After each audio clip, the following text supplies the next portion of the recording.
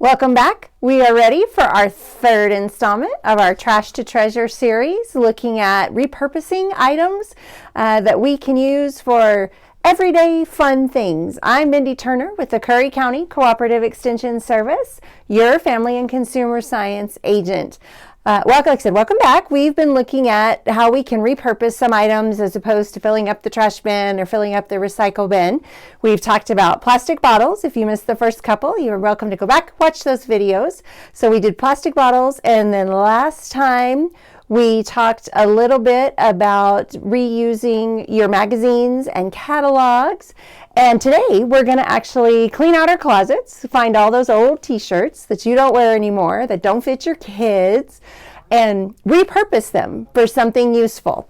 So what I have to start with, this first one, is a very simple tote bag. Now, if you sew, these things are super simple to put together, and you can just, as a seamstress, stitch them right up.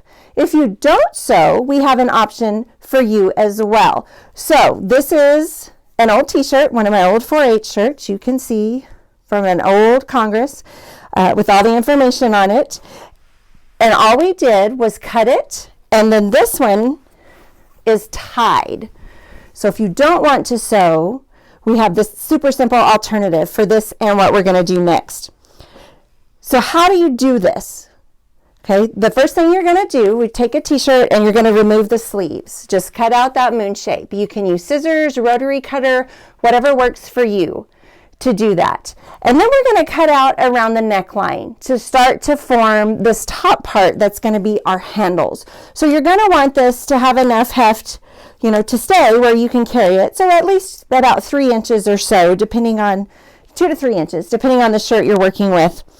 And so what I've done is I've gone ahead and taken just a round, you can use a plate, a basket, a can, whatever would be round enough to just kind of round out that area.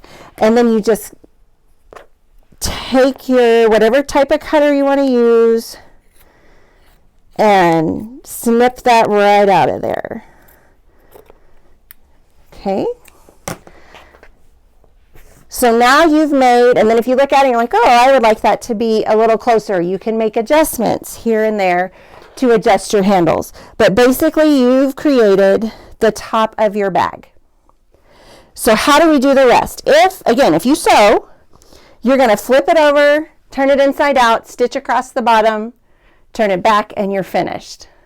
If you don't sew, or if you're like me and don't have a place to get out your sewing machine and leave it set up to work on these types of projects, what you can do is create a tie bag. Now there's several different ways you can do this. The one that I've showed you was cut and tied on the inside and then turned so that all of these little fringy ties are on the inside. You may choose to have them on the outside, and you can even make them longer if you would like a fringed bag. So that's how I've actually cut for this one, the red one that's here on the table. Now I like to just utilize a piece of tape, plain old painter's tape, masking tape, something like that, to run across to mark my line as to how far up I'm going to cut for my tabs to tie. You may choose to actually mark it with a line. If you're using the cutting mat and the cutting ruler that have all of the measurements on it, maybe you can eyeball that and look at it. But the tape seems to work really well for me. So I took it, I laid the tape out to know how far to go.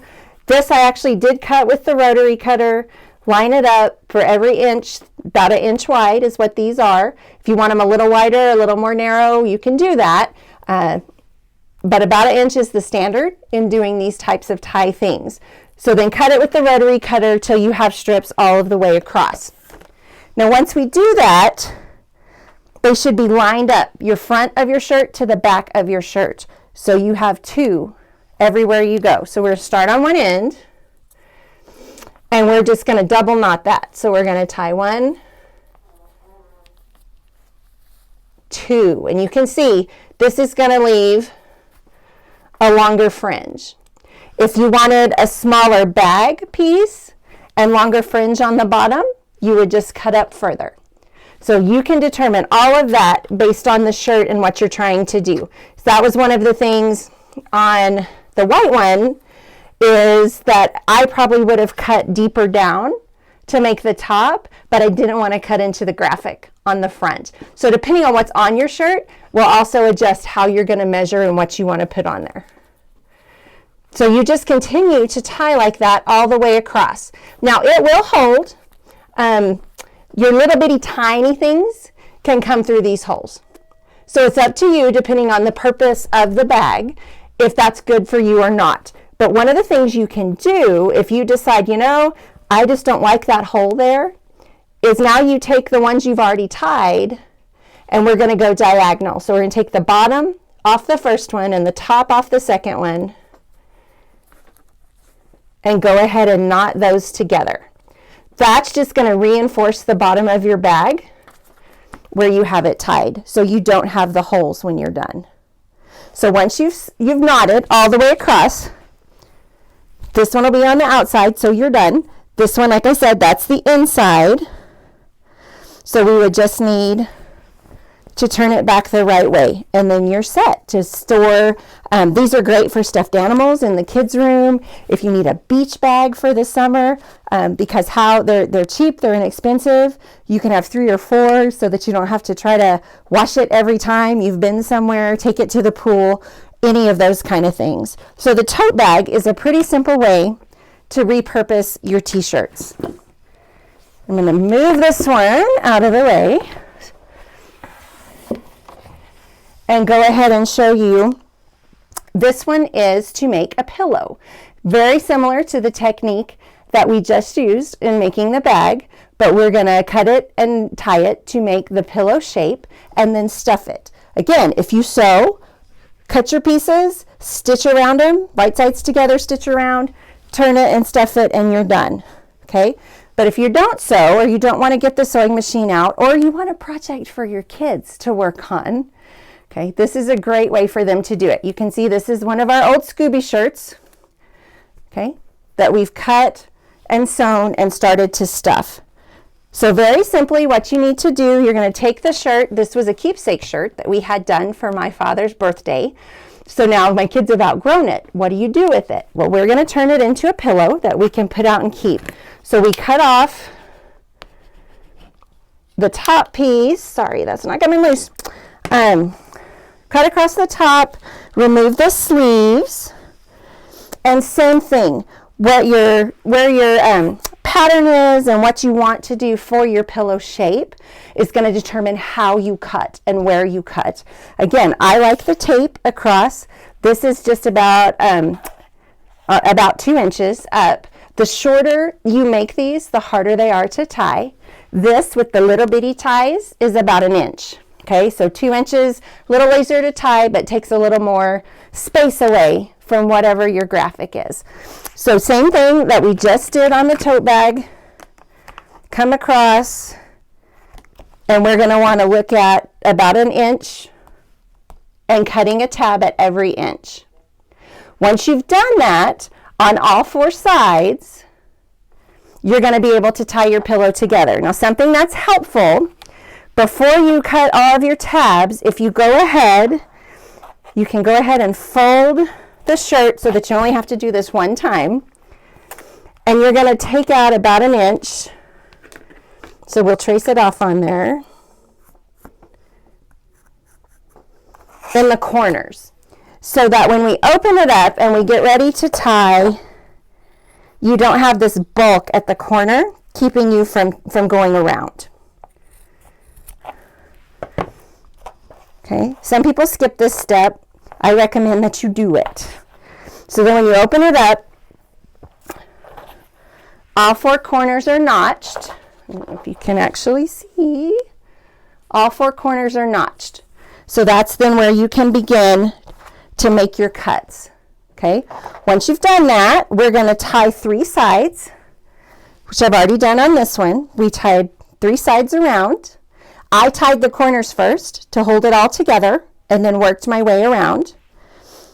The top is still open because then we want to stuff it. This is just plain old polyfill. If you have a pillow form or something that's not too large to go in here, you could definitely use that.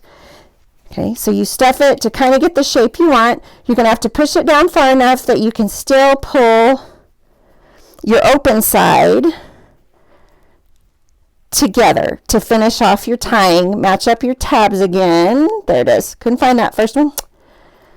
And start tying, and you're going to tie across. And then once you've done that, you can fluff it around and reshape it. And you'll have a great throw pillow to save if it's something cuddly for your kiddos or something they just want to save because that was their favorite shirt, their favorite show, and they've outgrown it and you just didn't want to part with it. Speaking of which, another alternative for things like that is a t-shirt quilt. Now you'll see all different versions, types of t-shirt quilts out there that you can make and put together. This is one that I did for my youngest son. He's a huge Pokemon fan. But of course, he had all of these Pokemon shirts that he just loved, but he couldn't wear them anymore. He started to outgrow them. So we took those shirts and just some extra flannel that we had from some other projects and made a rag quilt out of it. Now for the rag quilt, you do just like we did for the pillow. You cut your panel the size you want it, and you back it with your other material, which for us, like I said, was the flannel, and you sew an X across there to make your square. And then the difference with a rag quilt is you sew the seams on the outside so that you have kind of these raggedy edges that come up, and the more you wash it, the more raggedy it kind of gets. But it's nice and soft. We did not put in any type of a filling or a batting just because it was meant to be a lighter weight. So you can also add a batting in there. You can also create blocks, patterns, other things out of the t-shirts that you already have. So one of the things you can do as well, if you don't sew, or if that's just not something you're interested in, there's a lot of companies, individuals, people out there who will do it for you. You bring them the t-shirts, they create the product. So that's something to consider if you're just wanting to have some keepsakes out of those old t-shirts. Okay, so then finally, another versatile thing that you can do with your t-shirts, any kind of knit shirt, is you can create what they call t-shirt yarn. So then you can knit with it. People make rugs, people make headbands. There's all kinds of projects out there that they talk about doing with t-shirt yarn. So again, you're going to remove the top piece right across under the arms. You're going to cut off the hem. This is what keeps it all from stretching, right? So we're going to take that piece out and we're going to set that aside. So what we're left with is the middle section. We're going to turn it so that the sides now are our top and our bottom. And then I folded up the bottom piece to within just about an inch of that top fold. So then you take, again, I used a rotary cutter. Scissors are perfectly fine, depending on how straight and perfect you want it to be. You can measure everything out and mark it and then cut it, or you can eyeball it and cut it that way, which is kind of, you guys know me, that's what I usually do. But just lay this out at about an inch, do those inch intervals. Like I said, I ran this up with the rotary cutter. Scissors would be fine too, whatever your preference is for cutting it. So that you end up with, you have this fold at the top, so they're all connected, this fringy piece. So that's all pretty simple. The tricky part is keeping it all attached together. And so the way you're going to do that is you're going to take, and you can throw this over, put it over your arm, you can put it over just an old paper towel roll, whatever it is that works for you. But you're going to cut this part, and I'll just show you this way so that we can get it done, on the diagonal. So basically, instead of cutting down the seam or the fold, you're going to cut on the diagonal so that you're continually looping those pieces together. So we're going to start from here and cut to the edge to make the diagonal piece. So then we go to the next one, same thing. We cut up to that diagonal piece. So we're never actually cutting it apart. We're continually making a string. And when you get to the end, you'll have a pretty good sized piece of yarn. There's a lot of tips and tricks out there of how to connect them to make bigger pieces. So you can research that if you need help with a project. Once you get it cut, then you can just stretch it. Okay, so that's going to make it longer, but it also helps, instead of having this large flat piece, it curls down like a piece of yarn. Okay, again, we did them about 1 inch, makes a pretty sturdy, hefty piece of yarn that can then be used to make whatever type of project it is that you want to work on. You can knit and crochet with it just like you do regular old yarn, like you would purchase to do those kind of projects. So these are some things that you can do. Take a little time, you can get your kids involved, work on some things with the old t-shirts you have around. If you don't have any around, which I can't imagine personally, make a stop at a thrift store, or sometimes you'll come across the table at the discount store where they're all $1. And how do you beat doing this type of a project for $1? So again, if you have any questions or comments you'd like to share with us at the Extension office, contact us. We would love to hear from you. You can always get in touch with us via our website, curryextension.nmsu.edu. You can sign up there to receive our newsletter or ask a question if you would like, and we'll get back in touch with you to respond to that. So just, or you can always call us or stop by and see us. We are on Main Street here in Clovis.